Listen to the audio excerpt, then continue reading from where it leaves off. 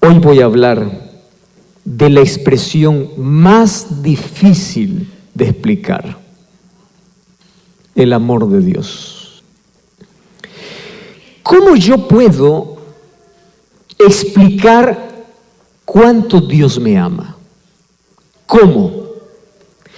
Hay un lindo himno que dice: si fuera tinta todo el mar, y todo el cielo fuera un gran papel, y todo hombre fuese un escritor, toda hoja un pincel, para escribir, aquí voy a cortar, describir el amor de Dios, ni siquiera eso puede bastar, o ni siquiera eso bastaría.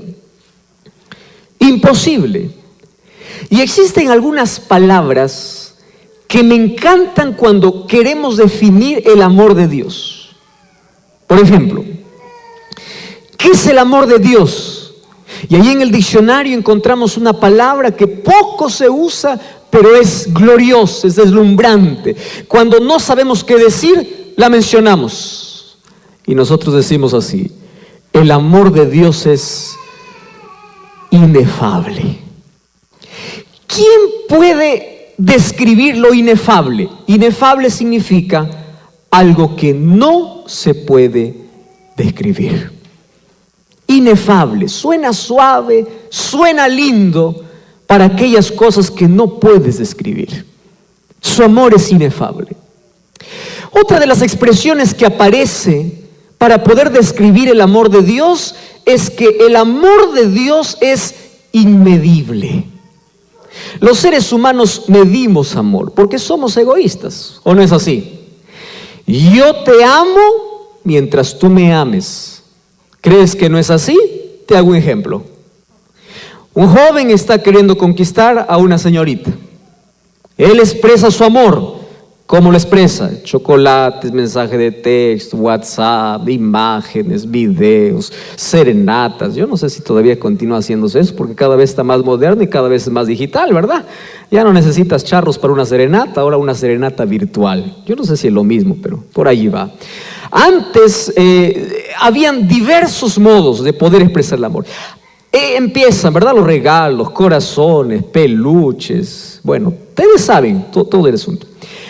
Hasta que se declara su amor. Y si la otra persona le dice no, se acabó. Se acaban los chocolates, se acaban los peluches, se acabó todo. Y antes tú puedes decir yo te amo, y hoy puedes decir yo no quiero ni verte. Porque nuestro amor es egoísta. Y nuestro amor se mide, ¿verdad? Incluso la música secular está lleno de aquel amor barato, de aquel amor con fecha de vencimiento, de aquel amor que causa heridas, de aquel amor que hiere, de aquel amor que decepciona. ¿Qué tipo de amor es el que hoy se proclama? El tipo de amor que hoy se proclama es un amor de hoy te amo, solo por hoy, ¿verdad? Mañana no sé, va a depender de ti.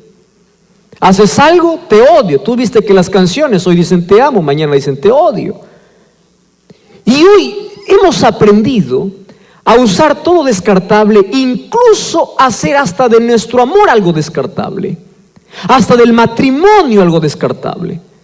Cada vez todo es descartable, ¿verdad? En el sentido de que dura menos. Está hecho para usarse en corto tiempo. Por ejemplo, los televisores, las computadoras, todos los artefactos tienen un periodo de vida descartable. Ahora te funciona, mañana ya no. Entonces tú te vas, compras, lo usas y lo botas. Antes las cosas estaban diseñadas para durar toda la vida. Hoy los focos de luz están diseñados para alumbrar solo una cierta cantidad de horas. Descartable. Tenemos platos descartables, cucharas descartables, vasos descartables, pañales descartables. Aquellos que son un poquito más de la época anterior tenían que lavar pañales, ¿verdad? Ahora ya no se conoce. ¿Quién lava pañales? Existen pañales descartables. Lo peligroso de todo es que hemos hecho también una vida descartable. Y hasta los matrimonios hoy también tienden a ser descartables. ¿En qué sentido?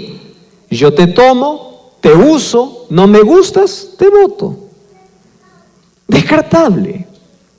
¿Qué tipo? Entonces, cuando queremos hablar del amor de Dios, nuestra mente no puede comprender. ¿Cuál es la primera expresión que les dije? Inefable. ¿Cuál es lo segundo? Inmedible. Pero hay una tercera para poder definir el amor de Dios, y esta es más inexplicable aún. Es la palabra eterno. Oiga, eso ni usted ni yo podemos comprender.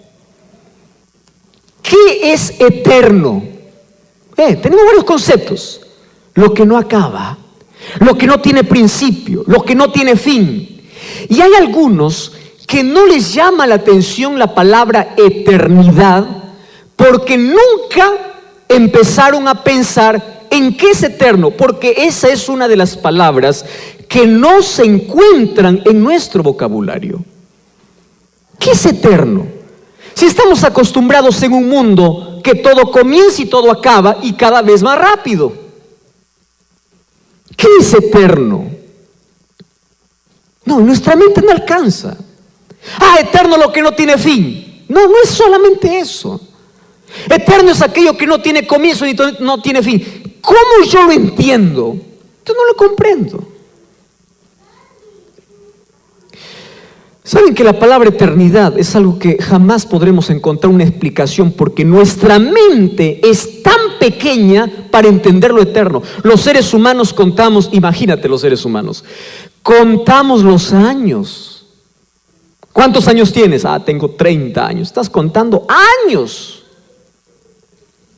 En el cielo ya nadie contará años. ¿Para qué? Imagínate cómo contaban los años aquellos primeros hombres que salieron de las manos de Dios. Imagínate Matusalén, que por supuesto no fue eterno, contando sus años. Matusalén, vamos a hacer una torta, es solo una imaginación, no es que esto sucedió.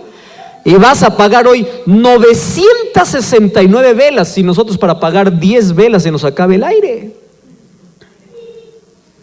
Él vivió 969 años. Es decir, cuando él tenía 100 años apenas había llegado a la adolescencia, ni a la adolescencia. Y hoy a los 100 años estamos bajo tierra. Entonces, nosotros no entendemos lo eterno, si ni siquiera ellos comprendían que es eterno y que duraban más. ¿Cómo explicar la eternidad? Alguien ilustró, y me encanta esta ilustración, por eso yo la comparto siempre. Cuando alguien me dice, pastor, ¿qué es eternidad?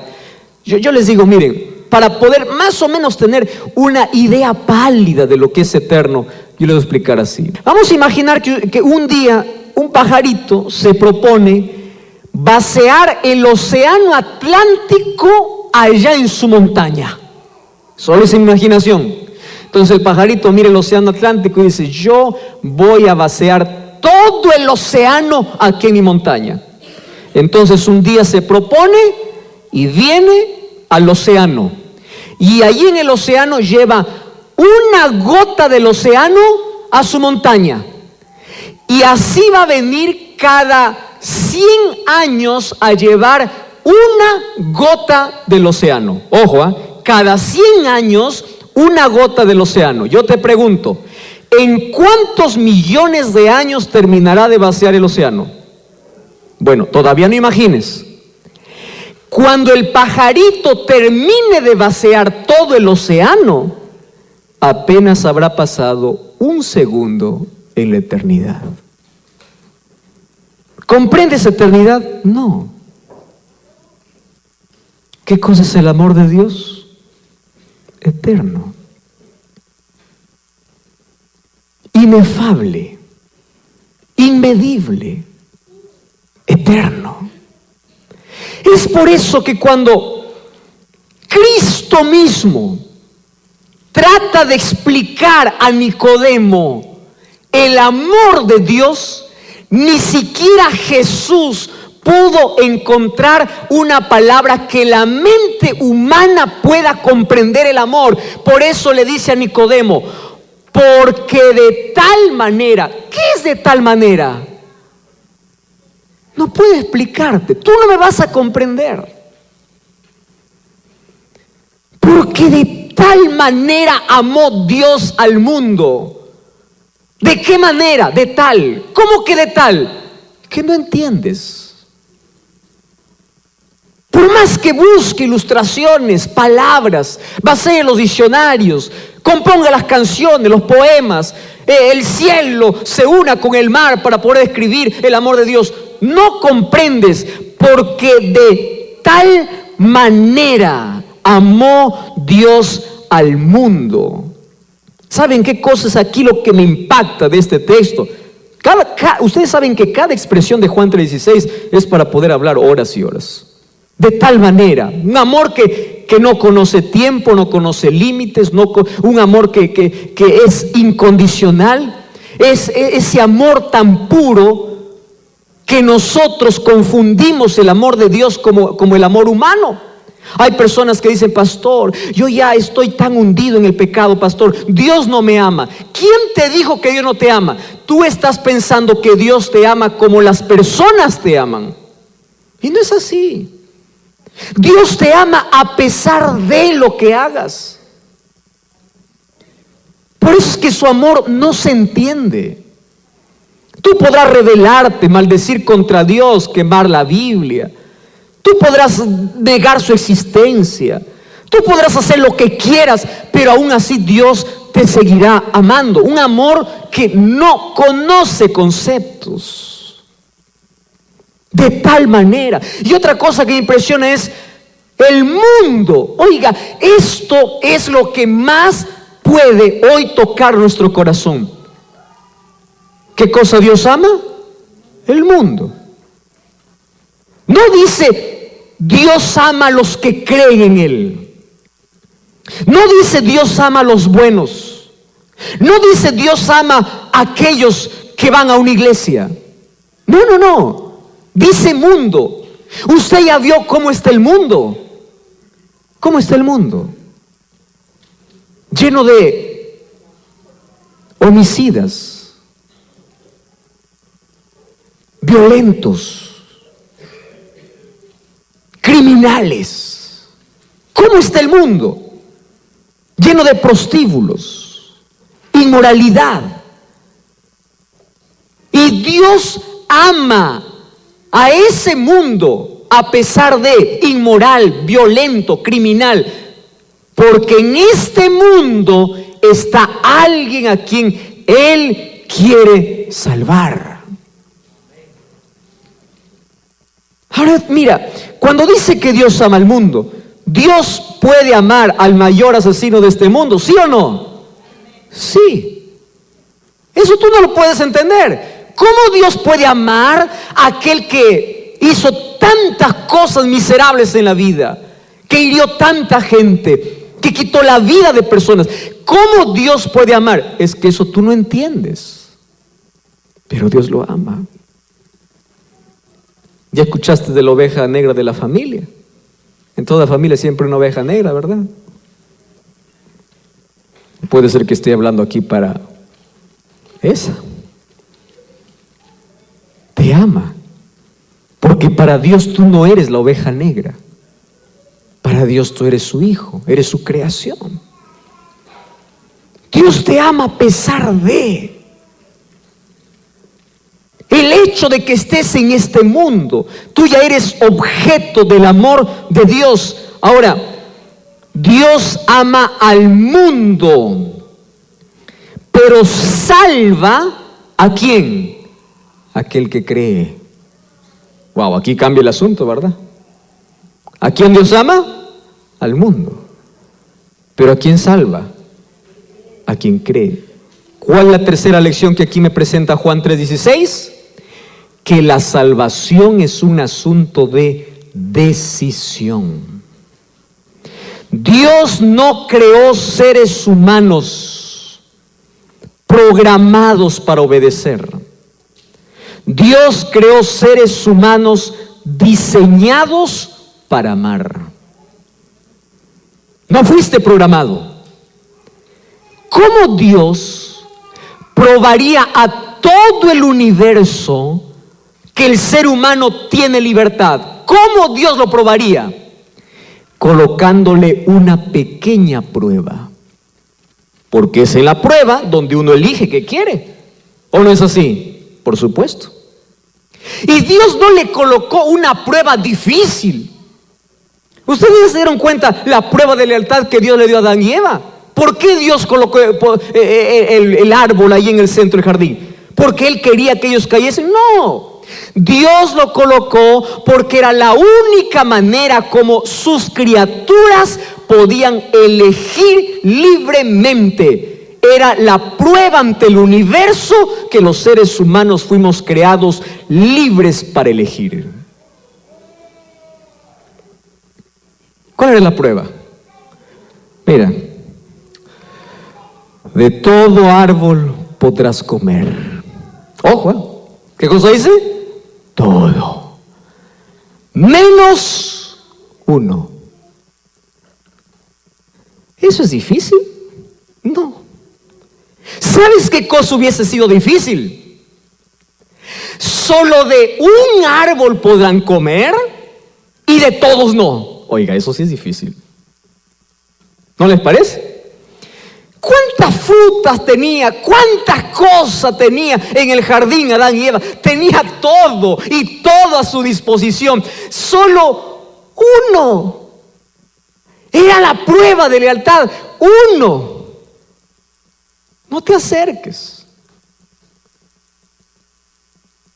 Un día, un hombre me hizo una pregunta. Un joven me hizo una pregunta. Me dice, pastor, ¿no le parece que Dios fue muy injusto al sacar a Adán y Eva del jardín del Edén solo por comer un fruto? Y él me hizo pensar. Y él me dice así, mire, yo le voy a hacer una ilustración. Yo tengo una hijita, dice, de 6 años de edad. Vamos a imaginar, me dice él, que yo salgo para mi trabajo y allí en la mesa coloco 5 manzanas rojitas. Y yo cuando me voy, le digo, mira hijita, puedes comer lo que hay aquí en la olla, lo que hay aquí en la refrigeradora, lo que hay aquí, pero no me toques una sola manzana. Él me está poniendo la ilustración. Entonces, pastor, yo me voy para mi trabajo y cuando voy para el trabajo, yo todo el día estoy allá. Yo cuando regreso espero encontrar las 5 manzanas en la mesa. Muy bien. Resulta que mi hijita resistió la tentación 9, 10, 11, 12, 3, 4. 1 hora antes que yo venga, ella no resistió y agarró una sola manzana, mordió. Entonces yo regreso, miro que falta una manzana y le digo, ¿qué sucedió? Y ella me dice, papito, mira, tuve hambre. Entonces, mira lo que me dice. Yo como padre, porque amo a mi hija, pastor, yo no lo voy a botar a mi hija. Lógico, ¿verdad? ¿Tú harías eso con tu hija por un fruto? Por supuesto que no. ¿Dios entonces fue injusto? No, ahora te voy a explicar. El problema no era solo comer. Préstame atención. Porque si tú dices que Dios lo sacó solo por comer, no, tienes que ver el trasfondo. ¿Cuál era el trasfondo? Escúchame acá. Ya había un enemigo aquí en la tierra. ¿Quién era? Satanás, Lucifer, que había sido lanzado del cielo con una tercera parte de ángeles, porque ellos eligieron libremente separarse de Dios. ¿Qué cosa era pecado? ¿Recuerdan lo que les expliqué una noche? ¿Qué cosa es pecado? Separación de Dios. Ellos tenían también libertad, por eso es que los ángeles eligieron seguir a Lucifer. Imagínate, Dios no crea seres programados, Dios crea seres diseñados para amar. Muy bien, ahora te hago una pregunta. ¿Por qué Lucifer se rebeló en el cielo contra Dios? Por su orgullo, porque quería el trono de Dios, etcétera, etcétera. Pero hay una sola respuesta. ¿Sabes por qué fue lanzado del cielo? Porque él quiso ser como Dios. ¿Está bien? Muy bien. ¿Por qué Lucifer fue lanzado del cielo? Porque él quiso ser adorado mejor. Él quiso ser adorado como Dios. ¿Correcto? Por eso fue lanzado. Ahora, el querer ser adorado como Dios, ¿qué cosa significa? Sacar a Dios del trono y Él recibir la adoración. Eso significa. Y sacar a Dios del trono significa: yo soy mi propio Dios. Por eso fue lanzado de Lucifer del cielo. ¿Están de acuerdo conmigo? Isaías 14 lo menciona, Ezequiel también lo menciona. ¿Por qué fue lanzado del cielo? Correcto. Ahora préstame atención. Cuando Eva está cerca de aquel árbol, Satanás no solamente va a ofrecerle una fruta, que de paso que es del árbol que Dios prohibió. Satanás viene para ofrecerle su filosofía por el cual fue lanzado del cielo. ¿Por qué fue lanzado del cielo? Porque él quiso ser adorado como Dios. Ahora, vino a la tierra, o ya está en la tierra, y allí a Eva le dice así. Primero, con que Dios os ha dicho, coloca en tela de juicio lo que Dios dice, porque eso es lo que hace el diablo. Dios dice una cosa, el diablo siempre contradice. Dios dice acuérdate, el diablo dice olvídate. Siempre está en contra de Dios. Pero aparte de eso le dice así: el día que ustedes comieren, sus ojos serán abiertos y ustedes serán como, ¿qué le dijo? Entonces, cuando Eva tomó el fruto, ¿qué cosa estaba aceptando? Ser como Dios. ¿Comprendes que el asunto no es un fruto? El mismo problema de Lucifer. Lucifer quiso ser adorado como Dios. Ahora viene aquí a la tierra y le dice: tú también puedes ser como Dios. ¿Por qué entonces Adán y Eva fueron sacados del jardín del Edén? ¿Por qué? Porque ellos pensaron ser como Dios. ¿Tú crees que el diablo cambió de estrategia? No. Todos los seres humanos hemos aceptado su filosofía. Si tú no das el primer lugar a Dios en tu vida, es porque tú te crees ser tu propio Dios. Así de sencillo. Y Dios le dice: el día que ustedes coman, de cierto van a morir. Pastor, pero no murieron. Mentira, sí murió, sí hubo muerte. Solo que en el jardín del Edén hubo una muerte sustitutoria. ¿Hubo muerte cuando hubo pecado? Por supuesto. ¿Quién debía morir? El transgresor. ¿Quiénes eran los transgresores? Adán y Eva. ¿Deberían morir? Sí. ¿Vino la muerte? Sí.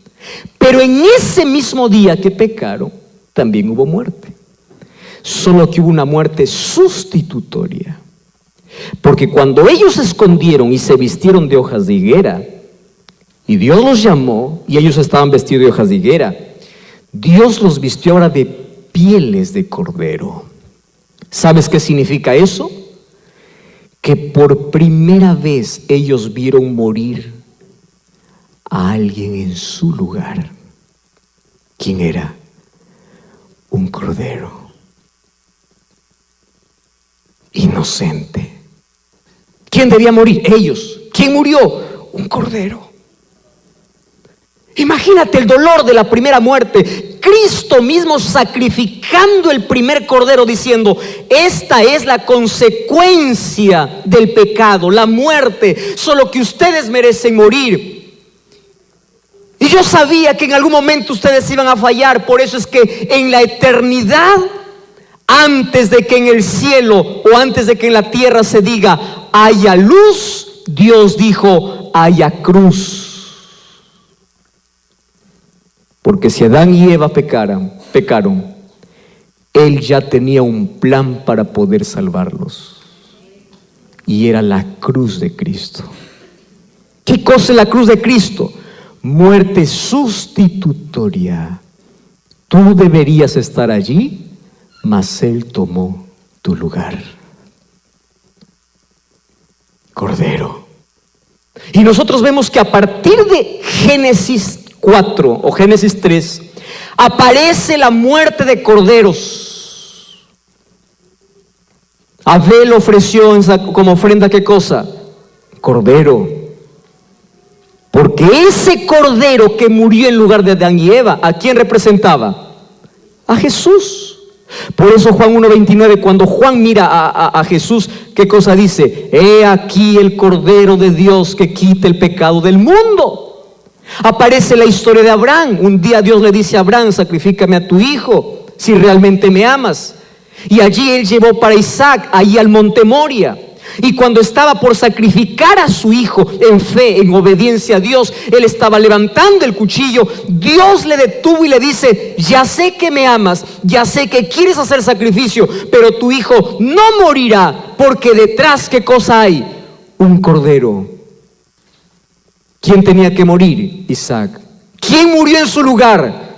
Un cordero. ¿Quién era ese cordero? Jesús. Y un día aparece allí la historia de Dios guiando a su pueblo durante 40 años en el desierto.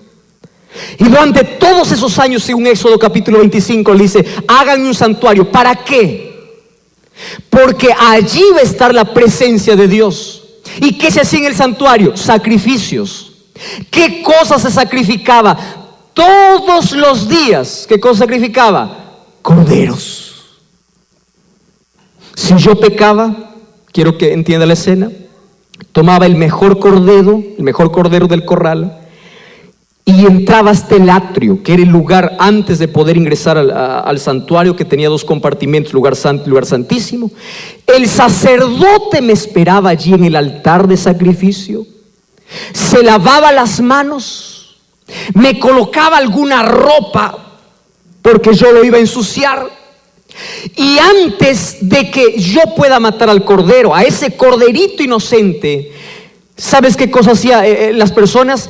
Colocaban su mano sobre la cabeza del cordero y en silencio confesaban sus pecados a Dios y pedían perdón por todos sus pecados. ¿Qué cosa estaba enseñando Dios a través de eso? Que el pecado del ser humano se transfería hacia un animal inocente, y cuando después que él ha confesado sus pecados colocando su mano sobre la cabeza del cordero, entonces el sacerdote le daba un cuchillo, y yo mismo como pecador tenía que sacrificar, matar, asesinar a un cordero, porque ese cordero murió en mi lugar. Yo debería morir, pero él murió inocente. En el calendario divino, esto es lo más asombroso, existía ya un día y una hora para la muerte de Cristo. ¿Sabían ustedes eso? Porque el sacrificio de Jesús en lugar del hombre estuvo planificado antes de la creación del hombre. Es decir, Dios te amó antes de que el mundo fuese creado, y Dios te amó antes de que tú nacieras. Salmos capítulo 139 dice, tus manos me formaron en el vientre de mi madre. En otras palabras, tú me amaste desde antes que yo nazca. Desde antes que alguien me reciba en sus brazos, tú ya me conocías quién era. Dios te amó antes de tu existencia, antes de que el mundo incluso fuese creado. Dios te amó. Entonces, ¿qué cosa sucedió? Así como en el calendario divino existía un día y una hora para la muerte de Cristo, ustedes saben que Gálatas capítulo 4, versículo 4 dice así, que Cristo vino a esta tierra en el tiempo. Como la muerte de Cristo estaba en un cronograma profético. Solo que sabes, la muerte de Cristo estaba anunciada ¿desde qué momento? ¿Sabes de qué momento? Aquí te explico la historia. Un día el pueblo de Israel estuvo 430 años como esclavo. Y llegó el momento de liberar a ese pueblo, libertar de la esclavitud. Dios levantó un líder llamado Moisés. Y le dice, mira, después de haber 10 plagas allí para que Faraón pueda dejar al pueblo ir, Dios le dice al pueblo así: hoy va a ser la última. ¿Cuál es la última? Todos ustedes van a matar un cordero, aquellos que tienen un hijo en casa. Y cuando ustedes maten el cordero, coloquen la sangre del cordero en los postes de su casa. Y esta noche el ángel pasará mirando todas las casas, y aquella casa que no tenga la sangre del cordero, el ángel matará al hijo primogénito. Todos los israelitas mataron corderos, colocaron la sangre. ¿Qué cosa es fe? Obediencia. Obedecieron la orden de Dios y ningún primogénito allí murió. Solo que allí, esa noche de liberación se conoce con un nombre que los judíos empezaron a practicarlo como una fiesta, porque Dios lo ordenó para que jamás olviden que un día fueron esclavos y que Dios lo libertó. ¿Sabes cómo se llamaba aquella fiesta de liberación? Se llamaba la fiesta de la Pascua. Pascua viene del término Peshá. ¿Sabes qué significa Peshá? Pasar por alto. Qué interesante aprender una palabra. Pascua, ¿de dónde viene? Peshá. Hoy día el mundo Pascua lo llama huevos, conejos, cualquier cosa que no tiene nada que ver con el verdadero significado. ¿Qué cosa es Pascua? Peshá, pasar por alto. ¿Qué significaba? El ángel pasaba por alto las casas que estaban pintadas con sangre. Muy bien. Pero a partir de allí, Dios les da una orden. ¿Y cuál era la orden? Préstame atención. La orden era que ellos tenían que recordar su liberación. Y Cristo o Dios estableció una fecha para la Pascua. ¿Sabes cuál era la fecha? Esto quiero que me entiendas. Que voy a subir para que todos me vean. En el día 10 de Nisan, ¿qué día dije? 10 de Nisan, tenían que separar un cordero. Voy a repetir esto, ¿En qué día tenían que separar? 10. En el día 14, ese cordero tenía que morir. ¿Qué día tenía que morir? 14. Y en el día 15, ese cordero muerto tenía que ser comido. Voy a hacer aquí un examen, ¿está bien? Eso está en la Biblia, y después ustedes pueden comprar todo eso. Esa fiesta era la fiesta ¿de qué? De la Pascua. ¿Qué consistía? Ellos ahí comían hierbas amargas, panes y levadura, recordando la liberación que Dios les había dado. Muy bien, ¿qué sucedía en el día 10? Se separaba el cordero. ¿Qué sucedía el día 14? Moría el cordero. ¿Qué sucedía el día 15? Era comido el cordero. ¿Lo aprendieron esa fecha? Muy bien. ¿De qué mes dije? Nisan. No se olviden eso. Y durante todos los años, los israelitas, día 10 separar el cordero, día 14 matar, día 15 comer, y de ahí se contaba el primer día hasta los próximos 7 días. Eran fiestas sabáticas, o de reposo, de descanso, o de independencia. ¿Correcto? Recordaban su liberación. Eran fiestas que ellos recordaban la manera como Dios los había sacado. Una vez más, ¿qué día se separaba el cordero? 10. ¿Qué día se mataba? 14. ¿Qué día se comía? 15. Muy bien. Jesús llegó. Escúcheme acá. Jesús llegó.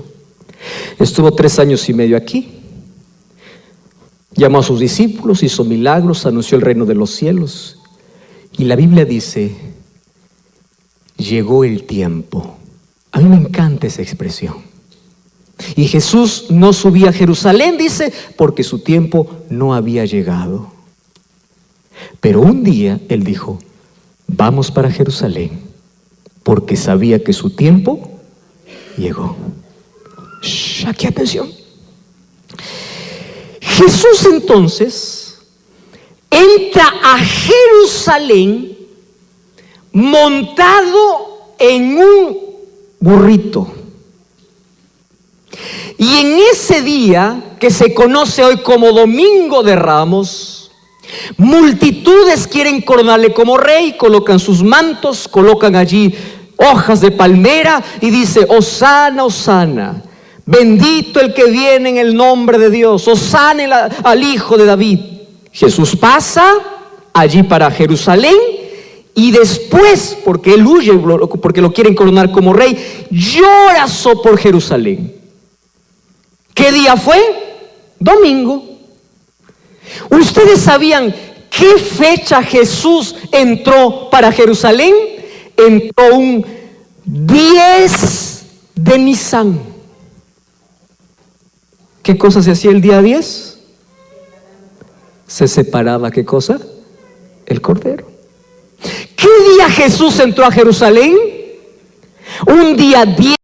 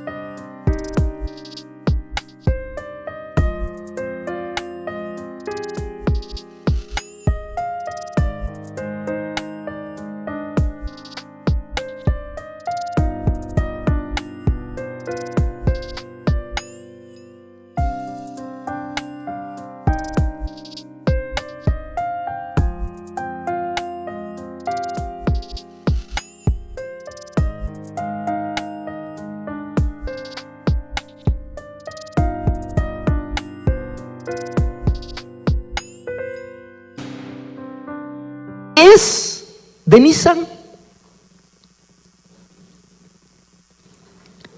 Y era cerca de la fiesta de la Pascua.